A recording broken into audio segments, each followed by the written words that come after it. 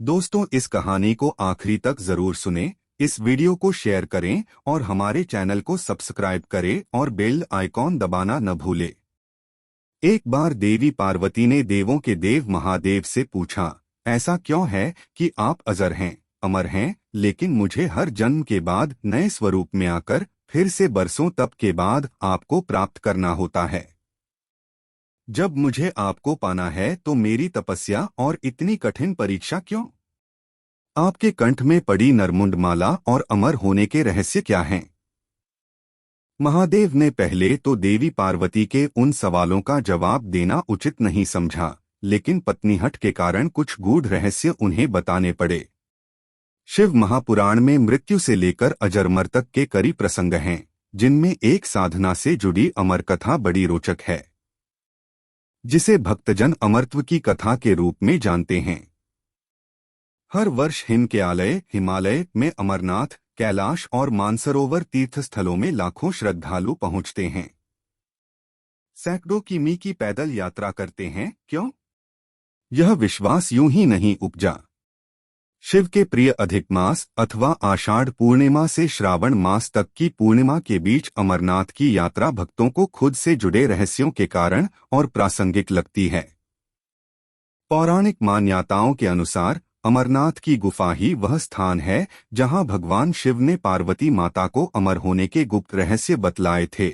उस दौरान उन दो ज्योतियों के अलावा तीसरा वहां कोई प्राणी नहीं था, न ही महादेव का नंदी और न ही उनका नाग, न ही सिर पे गंगा और न ही गणपति कार्तिकेय। गुप्त स्थान की तलाश में महादेव ने अपने वाहन नंदी को सबसे पहले छोड़ा। नंदी जिस जगह पर छूटा उसे ही पहलगाम कहा जाने लगा। अमरनाथ यात्रा यहीं से शुरू होती है। यहां से थोड़ा आगे चलने पर शिवजी ने अपनी जटाओं से चंद्रमा को अलग कर दिया। जिस जगह ऐसा किया वह चंदनवाड़ी कहलाती है।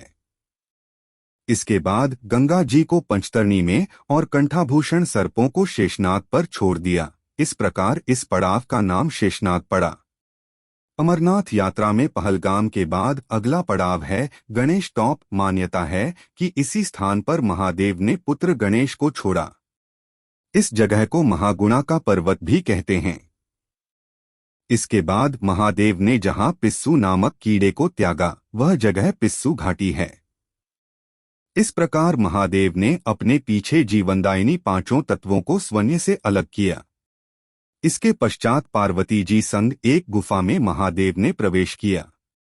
कोई तीसरा प्राणी यानी कोई व्यक्ति, पशु या पक्षी गुफा के अंदर घुस कथा को न सुन सके, इसलिए उन्होंने चारों ओर अग्नि प्रज्वलित कर दी।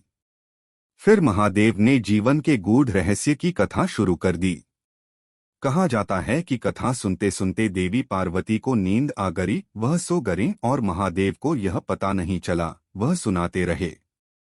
यह कथा इस समय दो सफेद कबूतर सुन रहे थे और बीच बीच में गूंगू की आवाज निकाल रहे थे। महादेव को लगा कि पार्वती मुझे सुन रही हैं और बीच बीच में हुंकार भर रही हैं। चूंकि वैसे भी भोले अपने में मग्न थे तो सुनाने के अलावा ध्यान कबूतरों पर नहीं गया। दोनों कबूतर सुनते रहे। जब कथा समाप्त होने पर महादेव का ध्यान पार्वती पर गया तो उन्हें पता चला कि वे तो सो रही हैं। तो कथा सुन कौन रहा था? उनकी दृष्टि तब दो कबूतरों पर पड़ी तो महादेव को क्रोध आ गया।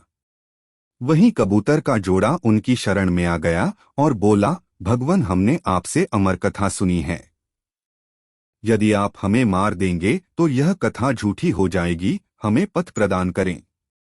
इस पर महादेव ने उन्हें वरदान दिया कि तुम सदैव इस स्थान पर शिव व पार्वती के प्रतीक चिन्ह में निवास करोगे।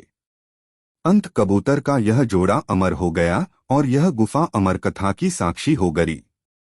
इस तरह इस स्थान का नाम अमरनाथ पड़ा। मान्यता है कि आज इन दो कबूतरों के दर्शन भक्तों को होते हैं। अमरनाथ गुफा में यह भी प्रकृति का ही चमत्कार है कि शिव की पूजा वाले विशेष दिनों में बर्फ के शिवलिंग अपना आकार ले लेते हैं। यहाँ मौजूद शिवलिंग किसी आश्चर्य से कम नहीं है। पवित्र गुफा में एक और मां पार्वती और श्री गणेश के भी अलग से बर्फ से निर्मित प्रतिरूपों के भी दर्शन किए जा सकते हैं।